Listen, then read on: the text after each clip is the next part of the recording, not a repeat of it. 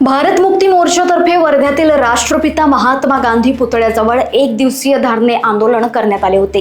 ओडिशा येथे भारत मुक्ती मोर्चा आणि बामसेफ तर्फे राष्ट्रीय अधिवेशनाची परवानगी नाकारण्यात आल्यानं त्याविरोधात एक दिवसीय धरणे आंदोलन पुकारण्यात आले। तसेच टप्प्याटप्प्याने आंदोलन करण्यात येणार असून नागपूर येथील आरएसएसच्या मुख्यालयाचा घेराव सुद्धा घालणार असल्याचे यावेळी सांगण्यात आले।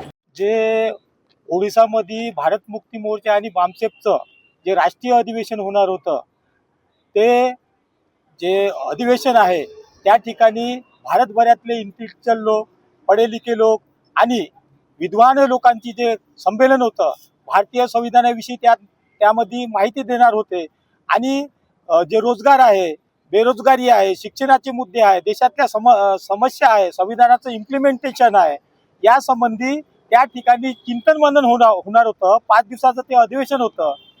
त्या अधिवेशनाचं परमिशन रितसर संघटनेने घेतलेलं असताना अवघ्या काही दिवसापूर्वी ते परमिशन नाकारण्यात आलं आणि त्यामुळे ते परमिशन नाकारण्यात आल्यामुळे आर्टिकल 19चं हनन 19, 1, 2, 3 आणि आर्टिकल 14 समानतेचा अधिकार हे पूर्ण संविधानाची पायमल्ली करण्याचा त्या ठिकाणी प्रयत्न झाला। म्हणून मान्यवर वामन मेश्राम यांनी त्याच ठिकाणून आवाहन केलं की आता आपण ज्या लोकांनी या समस्या निर्माण केल्या त्या लोकांच्या हेडक्वार्टरवरती आपण संविधानिक पद्धतीने घेराव करण्याचं आवाहन त्यांनी जाहीर केलं।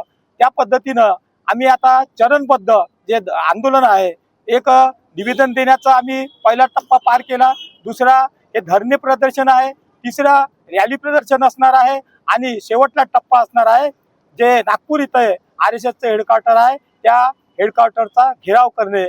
घेराव करण्याचा उद्देश हा पूर्ण देशभरातील जनतेला माहीत होईल की ते नेमके कशासाठी घेराव करत आहे। हे भारतातील समस्याचं मूळ कारण शोधण्याचा पूर्ण भारतभरातील जनता शोध घेतील या उद्देशाने आम्ही संविधानिक पद्धतीने नागपूरचा आरएसएसचं हेडक्वार्टर 22 फरवरीला घेणार आहोत। धन्यवाद। लोकवाहिनी मीडियाकरिता ब्युरो रिपोर्ट वर्धा।